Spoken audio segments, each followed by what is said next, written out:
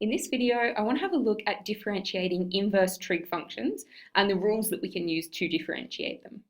So we're going to have a look in this video at the rules that apply to the inverse sine function. And I'll show you the rules for cos and tan, but I'm going to leave you to prove them because the proofs are fairly similar. So the first rule we're going to prove is that if we differentiate sine inverse x with respect to x, then we're going to end up with 1 over the square root of 1 minus x squared. Now, the reason we have this restriction on the domain, that's just the restriction on the sine inverse function. It's only defined between -1 and 1, or that's the usual restriction that we put on it. All right, so if we're going to do this, to prove it, we're going to start with the function y equals sine inverse of x, and we're going to try and find dy dx. So what I'm going to do is I'm going to rewrite this function into x is equal to sine y. Now, if I differentiate x with respect to y, then that would give me cos y. But of course, we don't want dx dy, we want dy dx. But dy dx is going to be the inverse of this, so we'd have 1 over cos y. So this is our derivative, but of course we don't want our derivative to have a y in there. So we're going to have to manipulate this. To do that, we need to remember that sine squared y plus cos squared y is equal to 1. So that means that cos squared y is equal to 1 minus sine squared y, which means that cos y, which is what we have down here, would be equal to the square root of 1 minus sine squared y.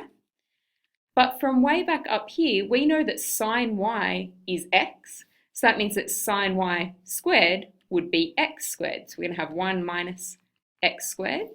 So that becomes here, that means that dy dx, our derivative, is going to be 1 over the square root of 1 minus x squared. So this is our rule for differentiating sine inverse x, but that's only our most basic case. So we want to have a look now if it's not just x, if it's x over a. So like I said, we're still sticking with sine inverse, but this time we've got x on a, and we're told that that's going to differentiate to 1 over the square root of a squared minus x squared, rather than 1 minus x squared. And our domain is now between minus a and a instead. So the process is very similar. We're going to start off, not with d, we're going to start off with y equals sine inverse of x on a, which means that x on a would be equal to sine y. And if we get the x on its own, we're going to multiply both sides by a, so we've got a times sine y. If we differentiate x with respect to y, we're going to have a cos y. And then if we want that dy dx instead, we're going to find the reciprocal here, so we're going to have 1 over a cos y. Now again, we've got this issue of a cos y, and we don't want that. So we're going to start with the same rule we did before. If we had sine squared, go with y's, plus cos squared y, that's going to be equal to 1. We know that that rearranges so that we have cos squared y equals 1 minus sine squared y, which means that cos y is equal to the square root of 1 minus sine squared y. In this case, sine y was equal to x on a, so that's going to be equal to the square root of 1 minus x on a squared. Now working with that, we're going to have 1 minus x squared on a squared. If we make that into one fraction instead, we're going to have the square root. It'd be a squared minus x squared on a squared. But of course, if we're taking the square root of a fraction, we can take the square root of the top and the bottom separately.